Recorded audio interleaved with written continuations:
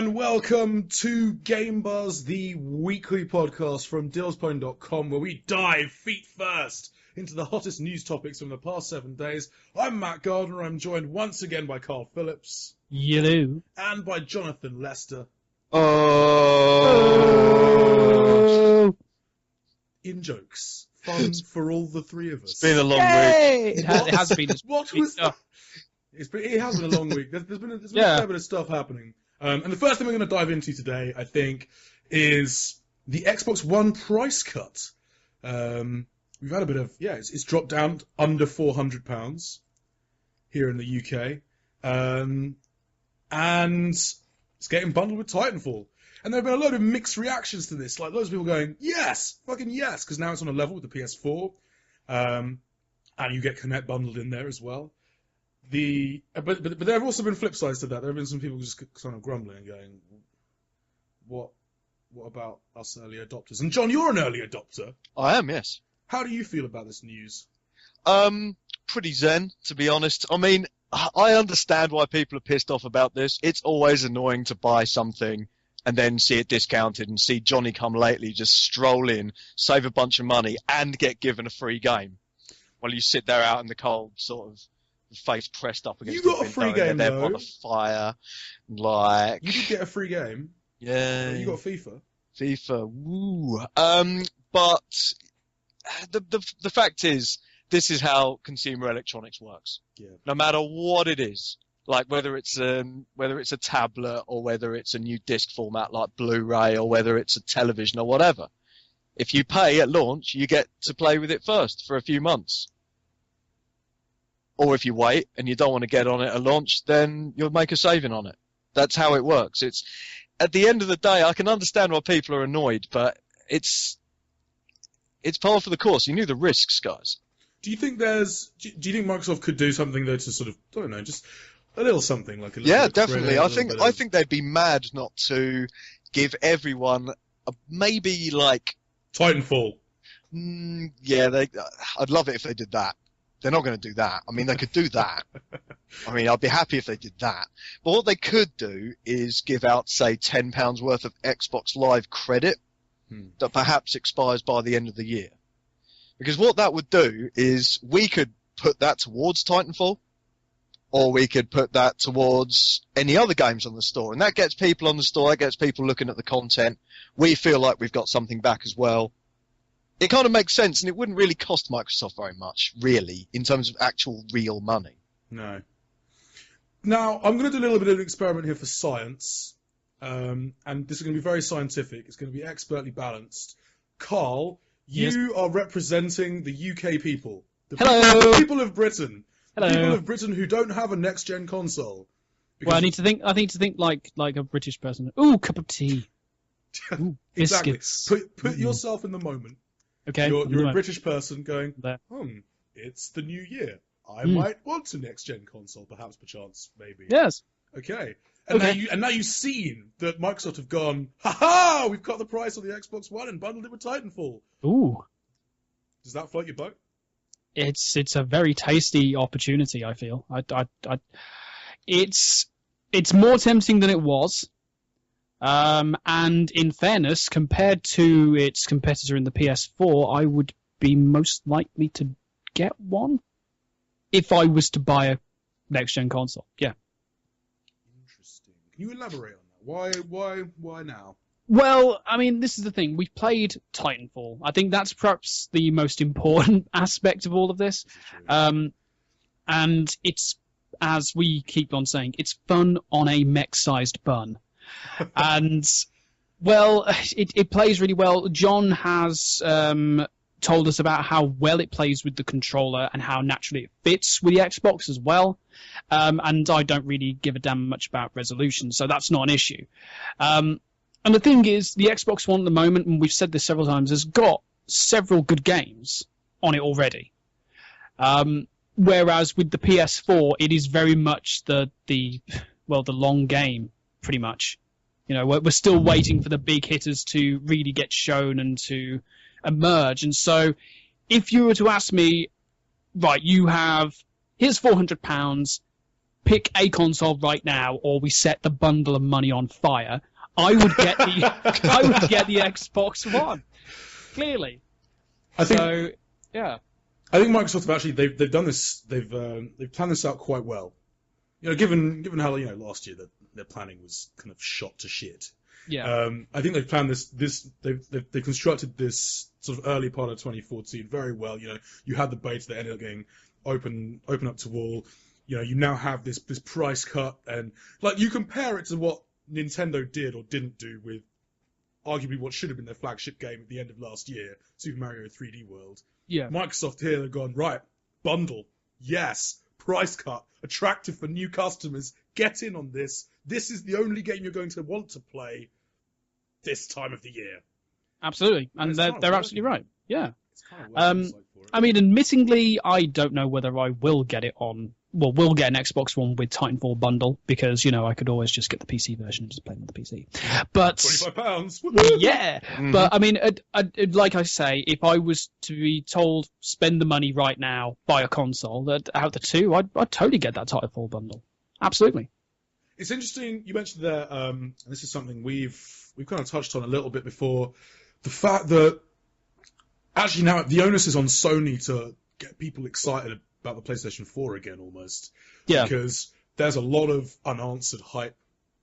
Now you don't necessarily have to gauge yourself by your competitor, but whenever the suits say, "Oh, we don't look at what the other team's doing," you take that with a pinch of salt because you're kind of always keeping one eye on the competition, whatever game it is. And I do think the onus is now on Sony because we've got Infamous, but we haven't seen an enormous amount of that. And what little I've seen of it, because we've run a preview recently on site, wasn't next gen. It didn't scream next gen at me.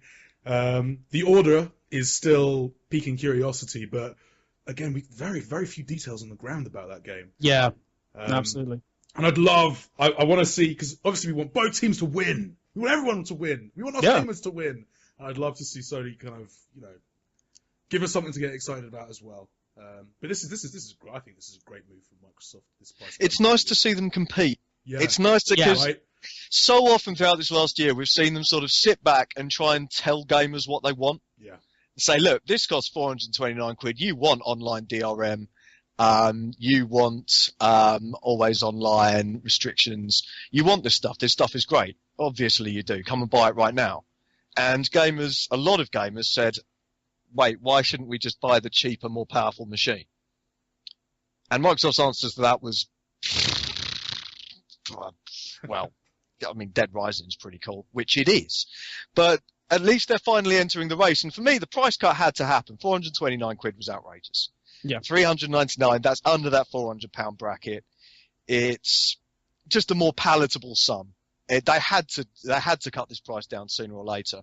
And the key here is the bundle. They need to keep bundling the Xbox One with something throughout its lifespan. Whatever the newest, hottest game is, or at least the second hottest game, they've got to keep that bundle there because it's that game that provides the value versus the PS4. Yeah.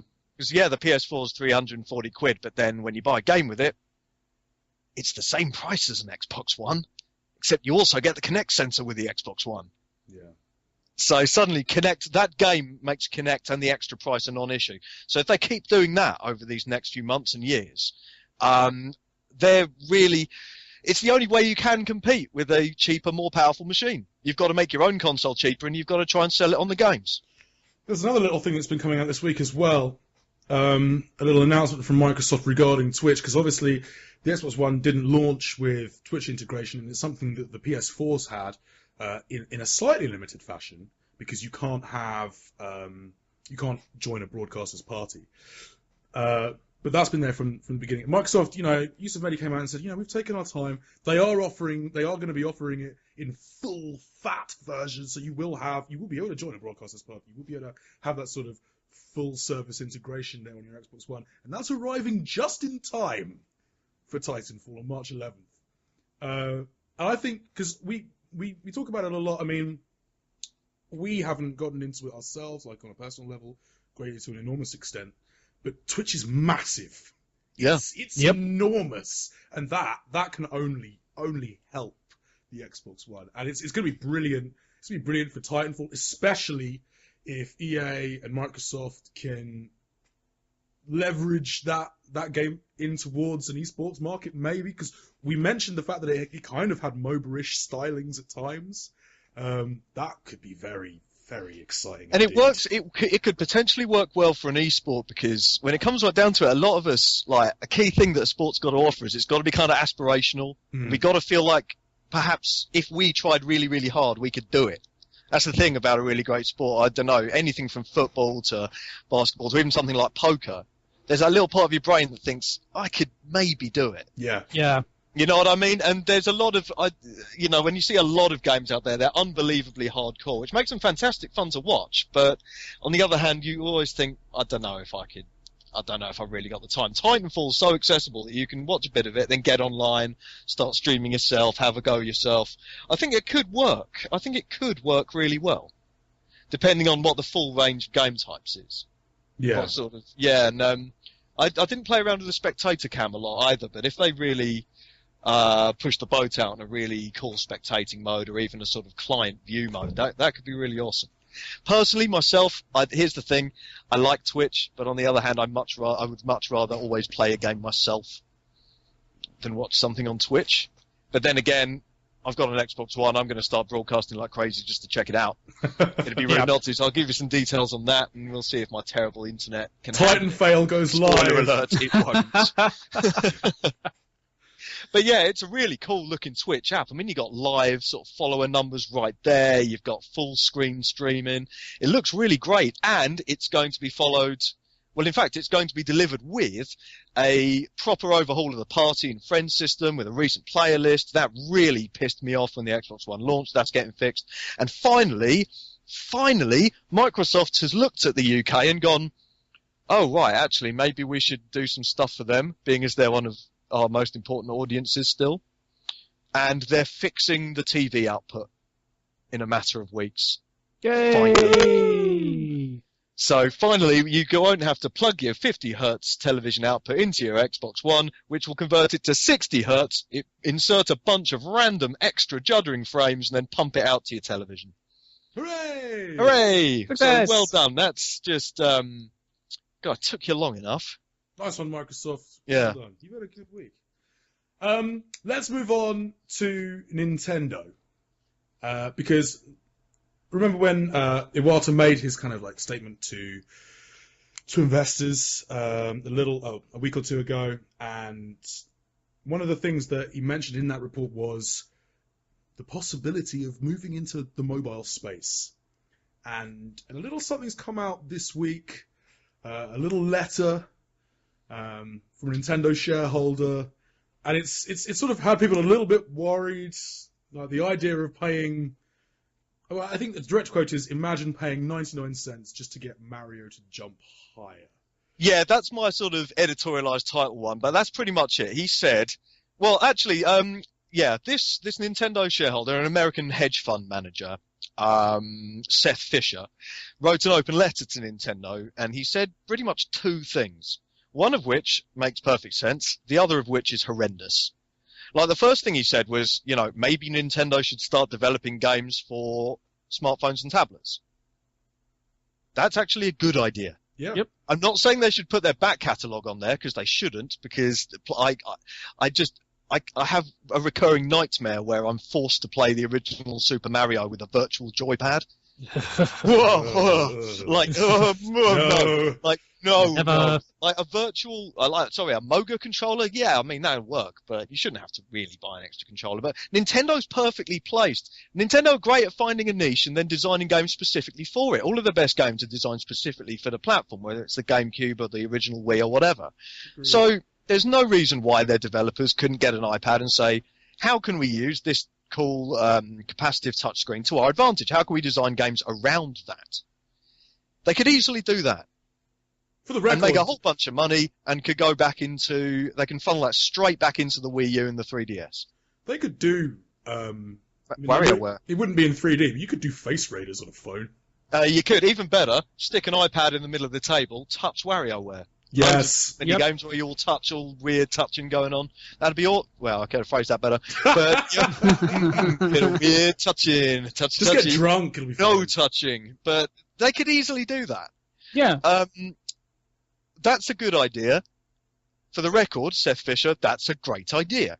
Nintendo probably should do that. And we've seen them try and, like with the sort of Pokédex 3D on iOS, they're testing the water a little bit. If they could roll out lots of little companion apps, it's a good idea. They should at least look at it. However, he then said, just think, because this is how he speaks. Just think of paying 99 cents. Actually, no, it's more nefarious than that. Just think of paying 99 cents just to get Mario to jump a little higher, twirling his moustache and counting vast sacks of cash, allegedly.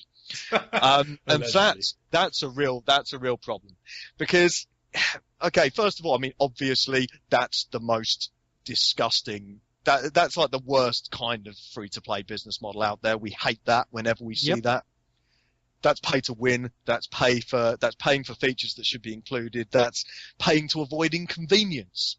That's paying to say, oh, I can't jump quite high enough to go over here. That means I'm going to have to go around this stupid way. I'll have to pay an extra 69p just so I don't have to waste a load of time. We hate that business model. Everyone hates that business model. And the problem is, this points out the big problem with mobile gaming right now. Because I remember a few years ago, I was saying, yeah, mobile gaming is the future. It's happening. You weren't alone. Everyone was saying that. And I still believe it is, but it's hit a real, I think growing pains would be the way to put it.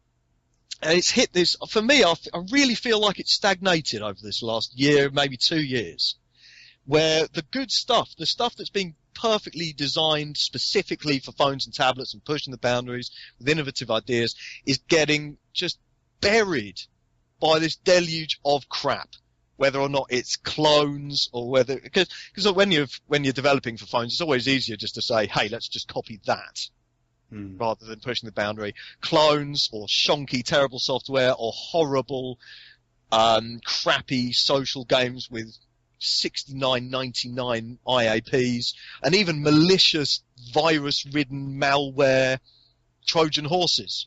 Like, as you mentioned, Carl, a few weeks ago, that bogus version of Minecraft Pocket Edition on Android.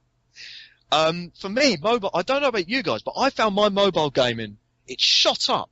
And I loved it as soon as, Apple announced the App Store and over those next couple of years. But over this last 24 months, it's gone down to almost an absolute minimum baseline, where I can't be bothered to go on those marketplaces and wade through the shit. I might get on with it, download the occasional fad, for a week. Or I've still got a few little games that I play every now and again, but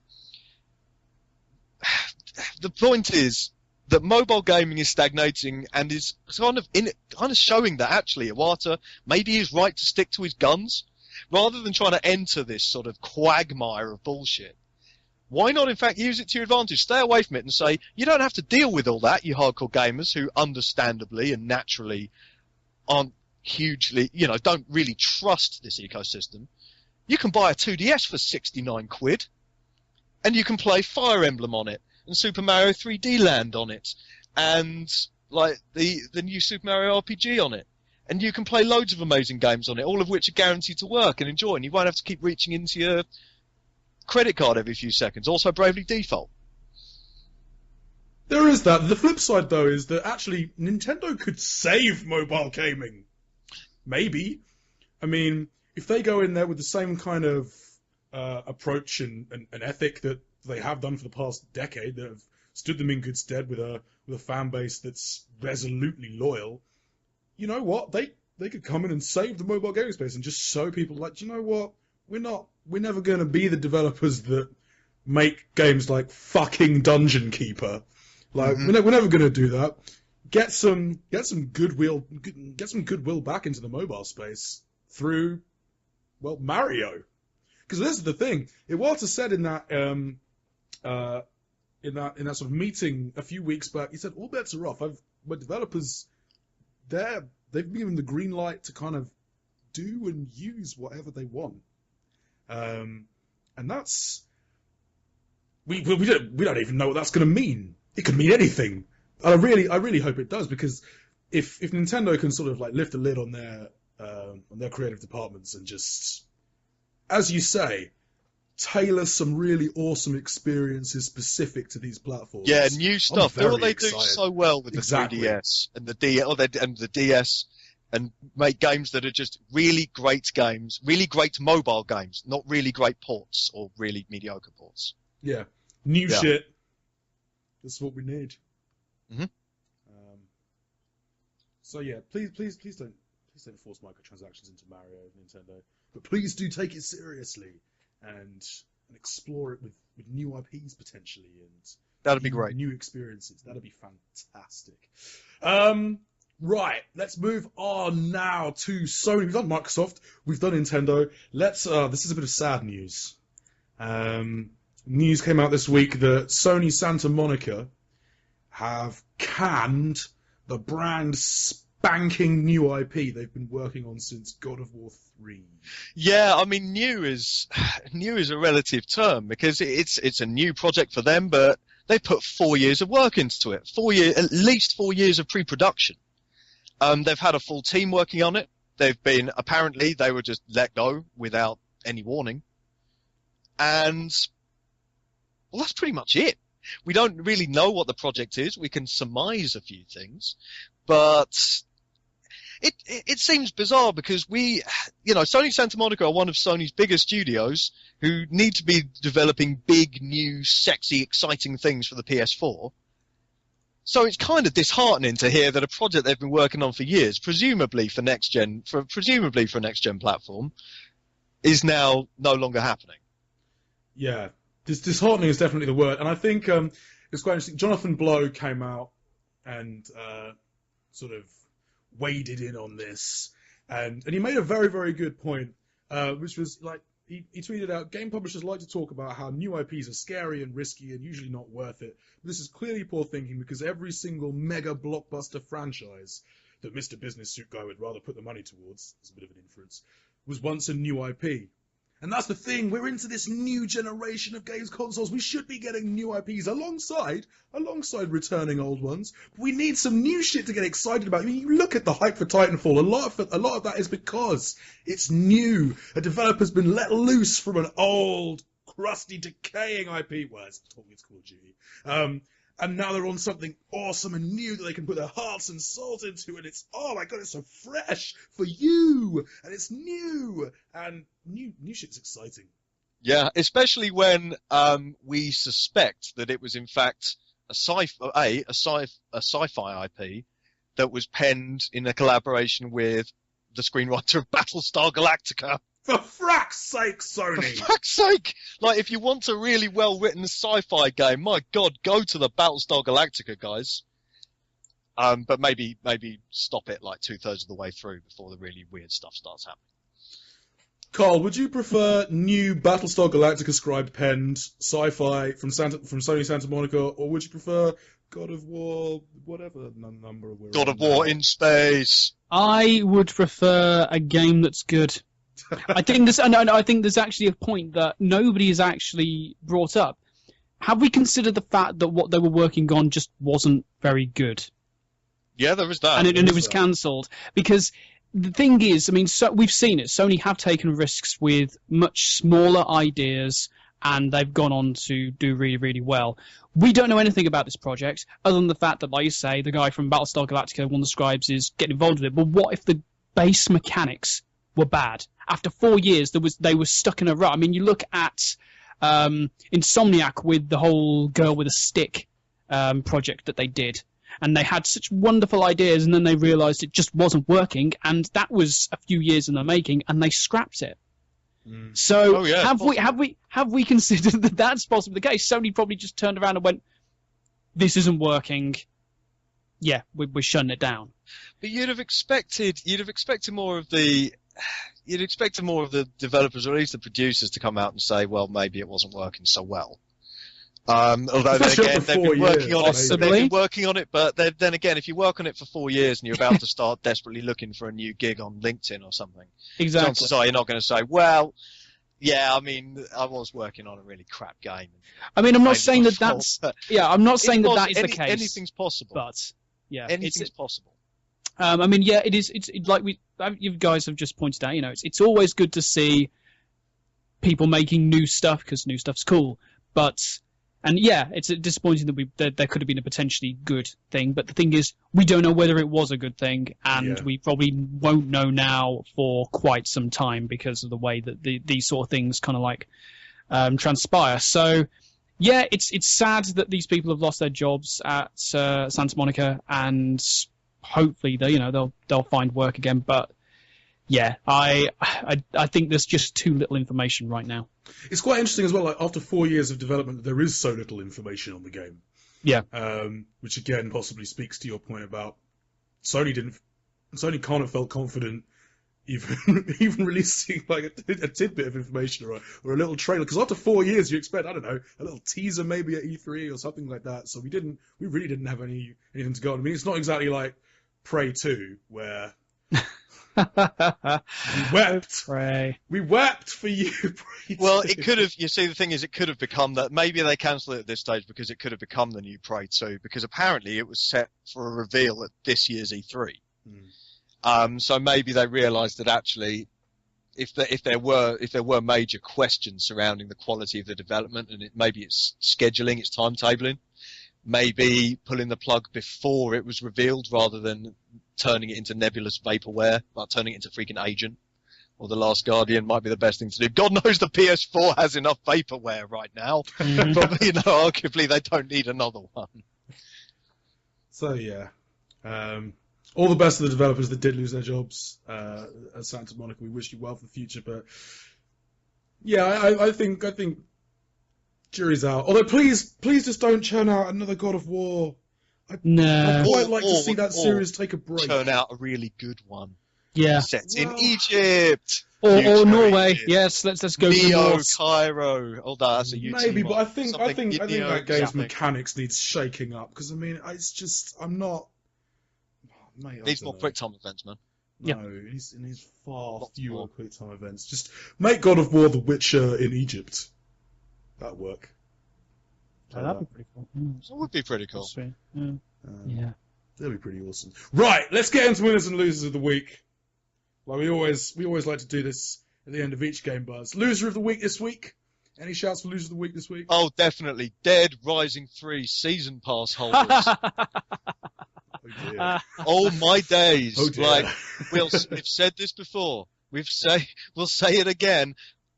Buying season passes before the content has released is stupid, and you shouldn't do it. If you do it once, fair enough. Shame on the publisher. But if you do it twice, shame on you. Especially now, after we've warned you about the shocking quality of Dead Rising 3's DLC. It's appalling. $7.99 will get you half an hour of new gameplay with a character who's just reskinned from Nick Ramos in the same city. And admittedly, you do get to ride the sort of bastard hybrid of the Harley Davidson and that. You remember that Sea Drill out of Tomorrow Never Dies? Oh, yeah. Yeah, kind of that, like Son of Sea Drill. Oh, that sounds totally like it's That's kind of cool, but you do that for 10 minutes, and then you get out of it, and then the game says, right, get out of this, you're getting back on the steamroller bike. You're like, why? Game's like, I don't know, we don't care. You've already paid your $23.99. and that's the thing. Season pass holders are just wrap this stupid, ridiculous, pointless set of meaningless little story arcs off Capcom Vancouver, and then we can start, and everyone can start, I don't know, probably clamoring for discounts or refunds or blood. Mainly blood. Take to the Thunderdome, people. Yeah. There's a blood harvest coming. Mm-hmm. It's the bonfires, man. Oh dear. So yeah. Well, probably just some like angry forum posts, I think. So loser of the week, Capcom Vancouver. Winner of the week. Who's won this week? Maybe. Well, I've got two ideas. I mean, one is Blockbuster. They're apparently opening new stores. They're coming back. Yeah. So yeah, only 10 in the UK, but there's that. So jobs, which is good. But surely Starbreeze are winners of the week. Starbreeze, yes, I think so. Well, they're back in profit. Thanks to two cracking games in Payday 2 and Brothers. And just yes, Starbreeze. Because that's the thing, like we kind of felt for them with Syndicate a little bit. Yeah. There may or may not have been a little bit of publisher pressure there. Who knows? But it wasn't a terribly good game, and they've been sort of hemorrhaging money for the last sort of 5 years or something. But not anymore. Yeah. Yeah, and the community on Steam, my God, for Payday 2, cracking stuff. The Payday 2 community is amazing. Like, even before launch, it was just so much on there. Really nice, really friendly, really robust and active community, that one. Very well done. It's a great game. Yeah. You can read our review on site. So yes, well done, Starbreeze. You get our Winner of the Week award. Woohoo! Yay! Awesome stuff. Good job. Right, that's Game Buzz. We will catch you next week for another trawl through the week's news. Have a wonderful weekend, folks. We'll catch you next time. Thanks for listening. Bye. Bye-bye. Bye.